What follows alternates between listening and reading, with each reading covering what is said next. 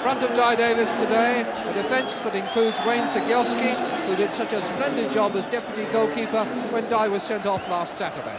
Mel Sutton, right-hand man to Arvin Griffiths, takes on the key central role in midfield, while up front there are two 18-year-olds in Peter Williams and Steve Buxton, both very inexperienced. Dixie McNeil has every incentive to get his name on the score sheet. One goal would put him in the elite company of players who have scored 200 league goals. Sunderland's defence, though, has kept a clean sheet in 9 of their last 14 games. Steve Whitworth is a relative newcomer. He was signed from Leicester in March. They'll play 4 in midfield, but Bob Lee, who started his career as a striker, will be looking for chances to get forward in support of Wilf Rostron and young Alan Brown, who has scored in 3 of the last 6 games. And Mr. Scott, the referee today from Nottingham, gets underway a game which Sunderland really must win if they're to give themselves a realistic chance of having a say in the promotion battle. And his whistle sets in motion the last of 42 games for Sunderland, which they hope will bring them victory and a place in the First Division. For Wrexham, still a long way to go. Theoretically, they could still be relegated, but after this match, they have 5 games still to play. They were victims, one of the worst victims indeed, of the winter hold-up. First free kick of the game given for a foul by Arnott on Dixie McNeil. Dwyer.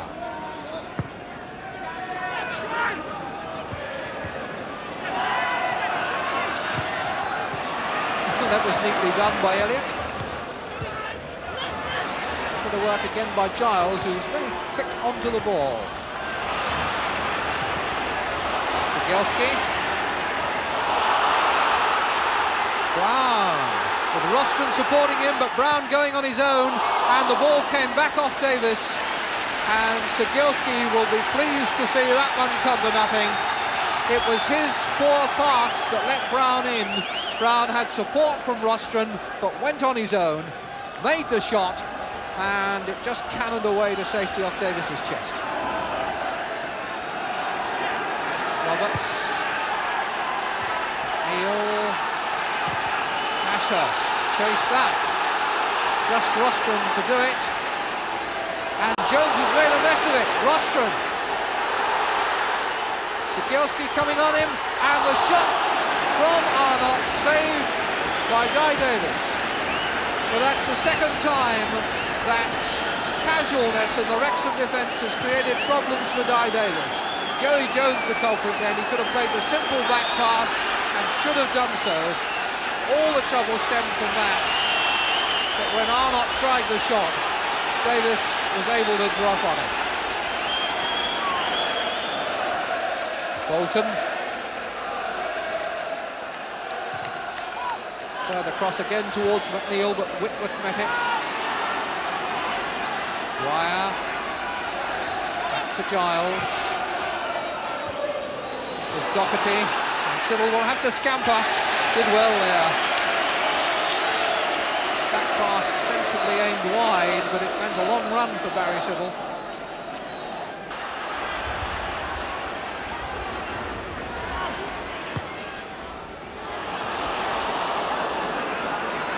Sutton.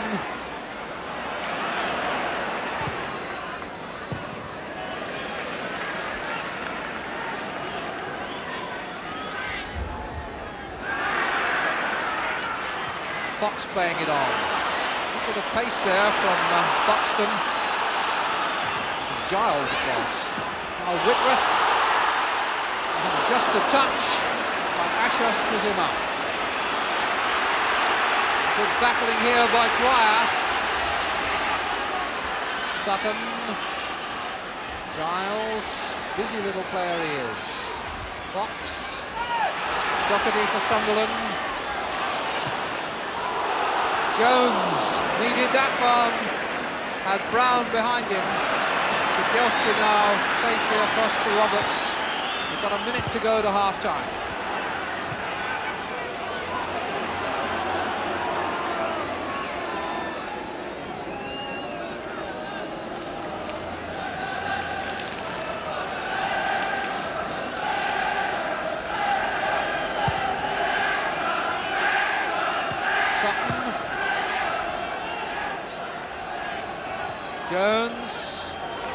ready for Sunderland. Rostron outside him. Zagielski. Straight to Arnott. Bolton. Rostron. Arnott. Brown. Lee's header. Put away by Dwyer. Chased out by Giles. And the half-time whistle goes with the score 0-0. And to be absolutely honest, Sunderland have only looked like scoring when Wrexham have been making mistakes at the back. Joey Jones played one square that was dangerous, and Zagielski also a not very good ball that let in Arnott, but both chances squandered by Sunderland. A 0-0 scoreline at half-time is a pretty fair reflection of the first half. Join us again in a few moments. Welcome back to the racecourse ground, where a blank score sheet means that we are certainly in for a very tense second half. Sunderland with so much at stake here. This is the 6th time since the war that they've had crucial issues at stake in their last match of the season, and on the 5 previous occasions they've always been disappointed. Bolton, scorer of the only goal when the teams met at Roker Park back in March. Rostron policed by Zagielski, and then foul. Zagielski fell on him and held Rostron's leg as Rostron tried to get up.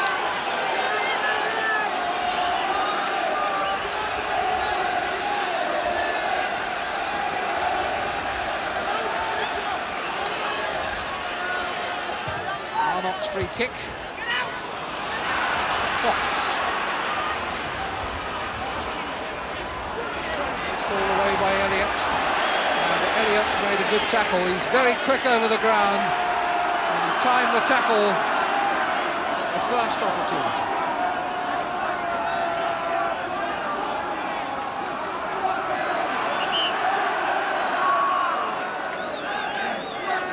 Come on, says the referee, get on with it. Sutton. Brown got a toe in. Joey Jones to McNeil. Fox, too close to the goalkeeper, and now it's Wrexham's turn to learn to cope with the wind that drifts the ball in towards goal.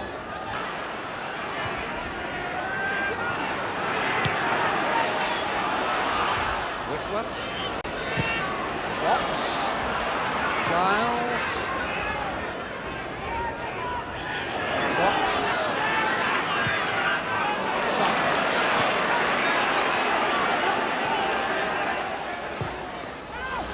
It's interesting. Good jump by Elliott though. He's very good in the air.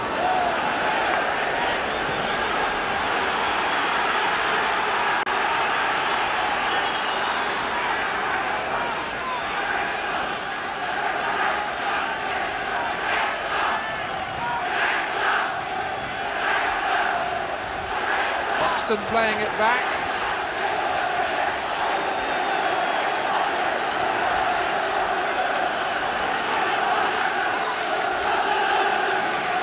Giles.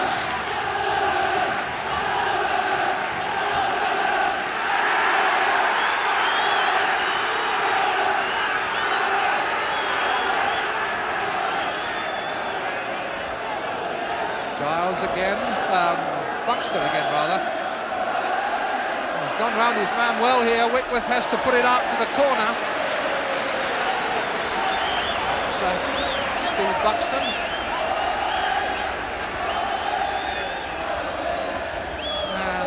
The corner is not given, it's a free kick that's been given. Arnott will have to move back from where he is, number 7. Siddall meanwhile organising what he wants. I think probably a 2-man wall. Oh, now they've gone back to take a corner. Well, I don't offer any explanations for that, because I thought it was a corner in the first place. Giles. Well, that's a good one, but Siddall has got it. No, he's lost it, and it's turned in, and the goal is given to Joey Jones.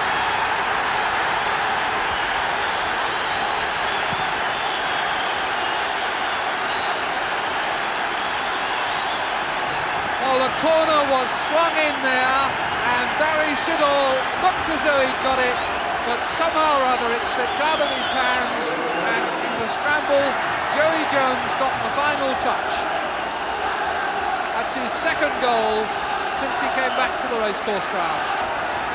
So now Sunderland are haunted again by the spectre which so often seems to come and trouble them when they need to be at their best. The game, of course, with suddenly more urgency.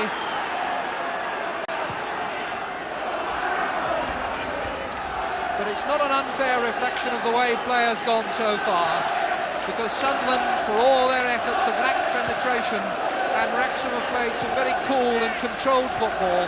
The longer the game has gone on, the more the tension and nerves have shown, and the more Sunderland have been tempted to kick it and rush after it. Now Lee.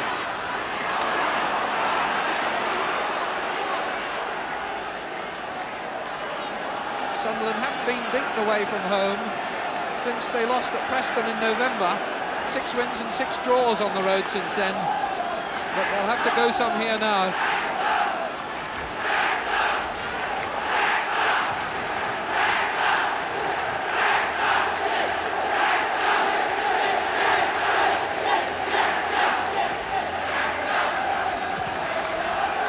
Quarter of an hour gone in this second half, and 1-0 to Wrexham. A mass of Sunderland fans in good voice.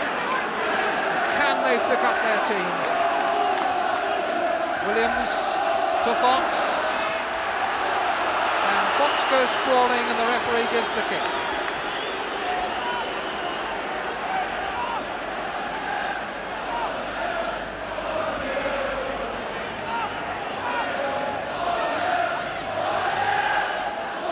Fox himself is going to take it. Buxton has made a run.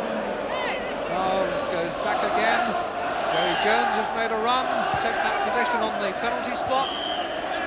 Lee got the header in, but there was an offside flag which came to Sunderland's rescue anyway.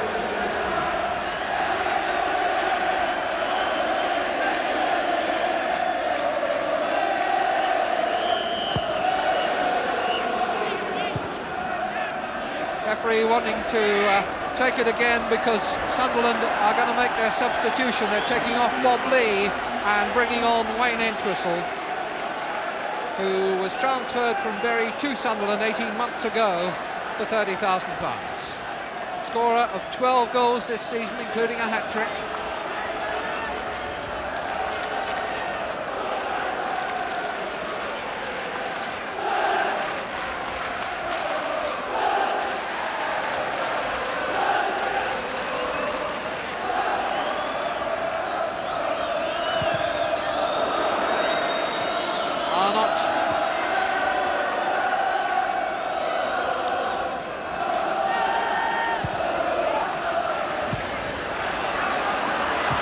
Was fouled there by Jones.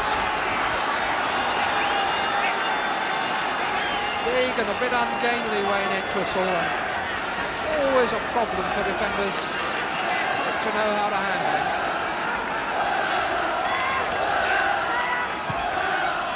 Didn't get the pass he wanted there, but the foul given against Ashurst on, I think, Sikorski.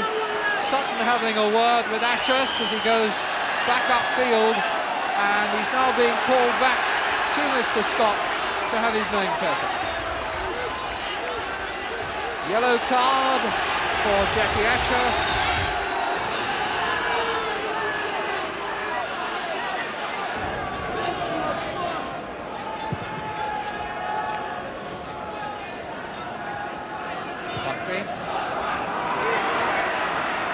Dwyer, a nice neat turn.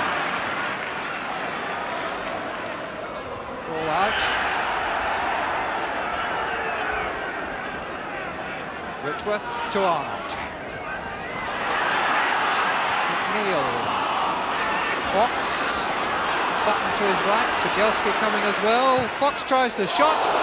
He'd seen Siddall off his line, but the shot was rising, the wind helping it. I don't think it was ever looking likely to dip and get in under the crossbar.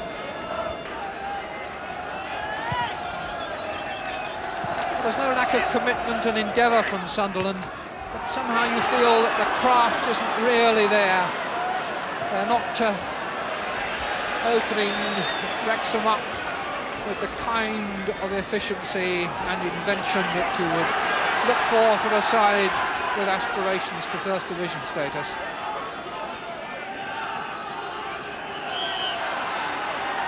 Fox, Jones and Fox again. Under pressure from Williams.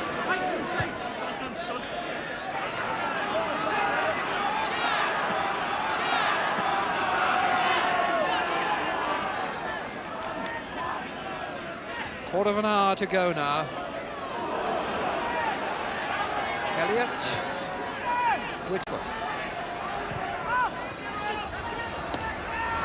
Roberts, Dwyer, who's had a very good game down that left side for Wrexham, now finding Giles, who's also been very busy and active.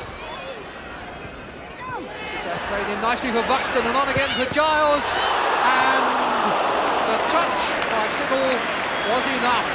But that was a good move, and it's the sort of constructive football that we haven't really been seeing from Sunderland.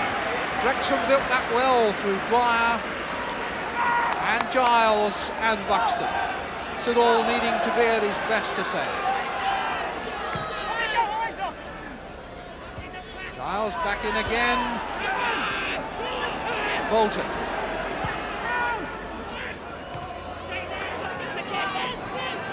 Williams, Sutton and on for Giles. Dixie McNeil on a diagonal run into a good position, but Elliott was firm and resolute in the header and anyway was fouled.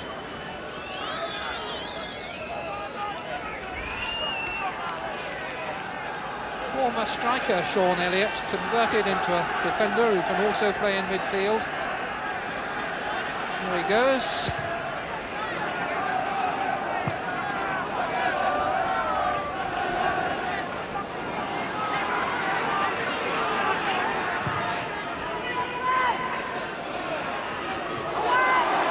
Roberts. Second thoughts about that.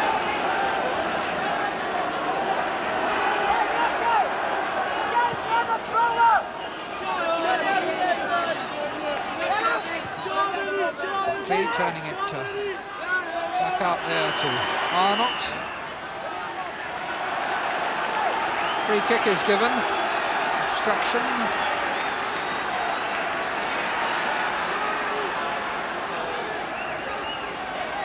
Well, I don't suppose Arnott will be too displeased about that. Makes the angle a bit more interesting for him. And the goal has gone in from Rostrum.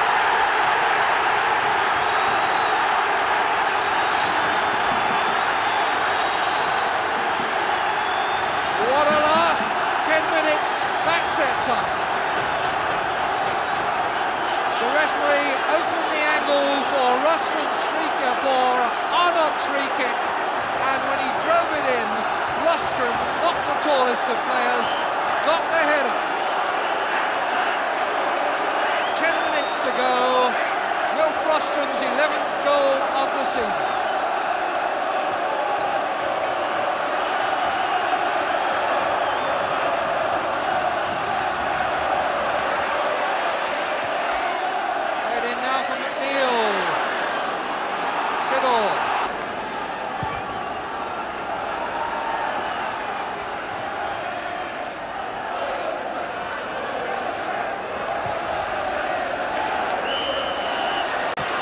Given 8 minutes to go. The whole season's work boiling down to the last 8 minutes for Sunderland.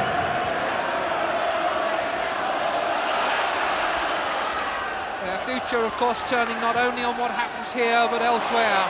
But they must make sure that they give themselves a chance, and to do that they really need to win. Giles, get that in.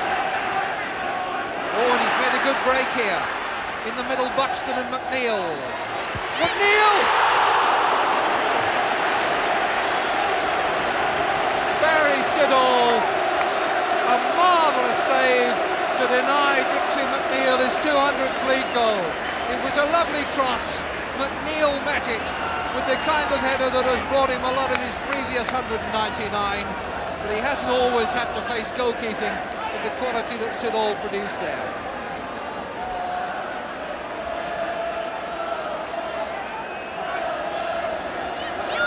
Well, that would have been curtains, but Siddall will have to be in action again. This time he saves well. Wrexham. Header down, Brown, he's got it!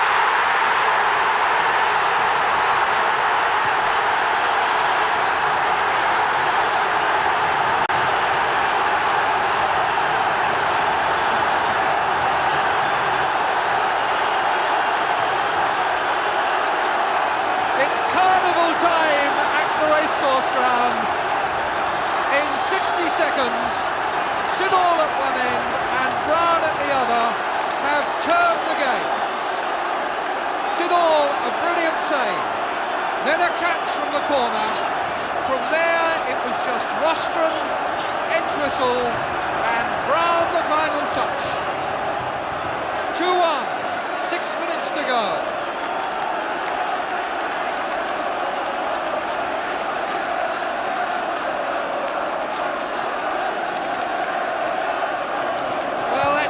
For you. You couldn't see any way that Sunderland were going to get one goal out of this game, let alone two, but they found them from somewhere, and now they've got to keep the door shut at the back. But they are in fine voice now. 200 miles they've come, and they waited a long time for something to cheer about, and they may still have a few palpitations, but Whitworth relieves the pressure.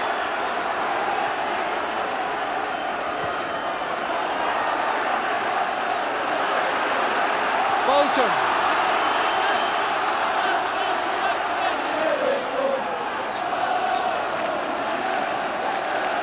Bolton again. Will do now just to keep it down at that end. They must also, I suppose, be conscious of goal difference. They've been caught offside here.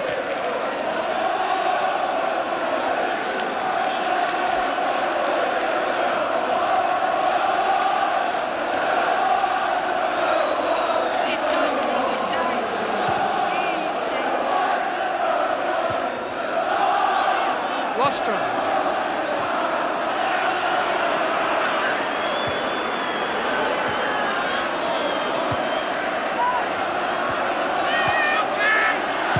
Rostrum again, 3 minutes left. Buckley.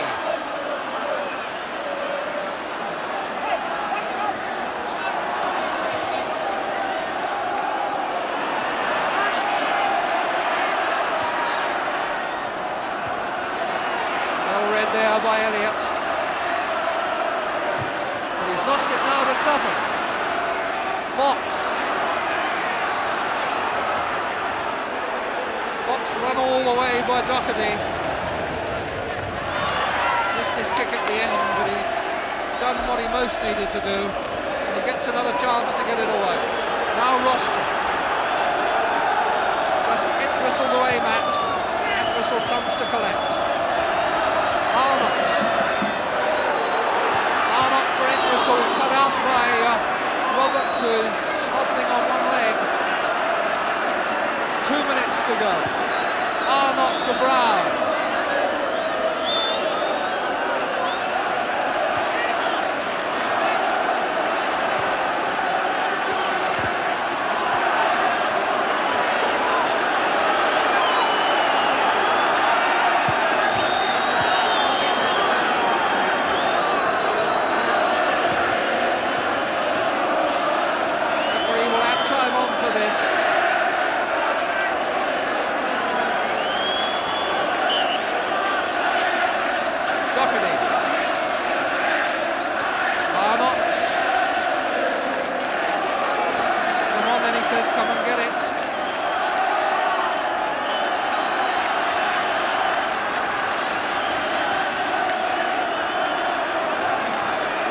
match now. Nerve and atmosphere this.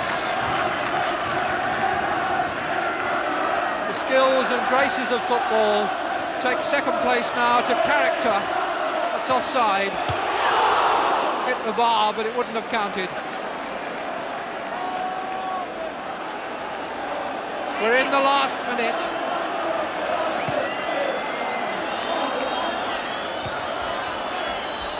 Sunderland fans want most of all now to hear that final whistle. Giles. Buxton in the middle calling for one. Dwyer. Whitworth into the stand, that'll do. These will be long seconds for Sunderland and their fans.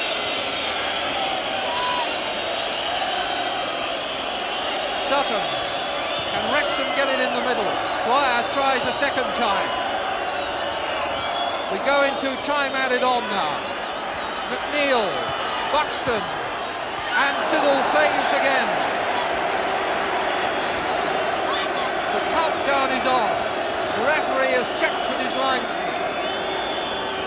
Sunderland have come back from the dead to give themselves this promotion chance they fought so hard for. 13 games in a row away from home without defeat. 2 points here to give them a record of 26 points away from home. Club record, that is, equalling their best ever. But the final whistle has not come to relieve them yet. Joey Jones, the scorer, the goal that pinned them back, up in the penalty area again. And the atmosphere and tension now almost unbearable. And there is the whistle. Sunderland have won. Barry Siddle's save, followed 60 seconds later by Alan Brown's goal, give them victory by 2 goals to 1, and heading for home and the northeast. The Sunderland fans will know that their team have done everything that could have been asked of them. They have come to the racecourse ground where not many teams win, gone a goal behind, and then snatched a memorable, magnificent victory. After all that, here's the Sunderland manager, Billy Elliott. You must have died a few deaths in that last quarter of an hour.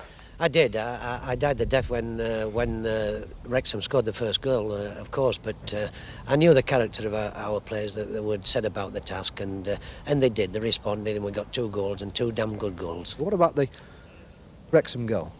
Well, it was left wing corner, it was in swinger, and I got to the ball. I judged it perfectly, really, and I just mishandled it, and unfortunately it went over the line.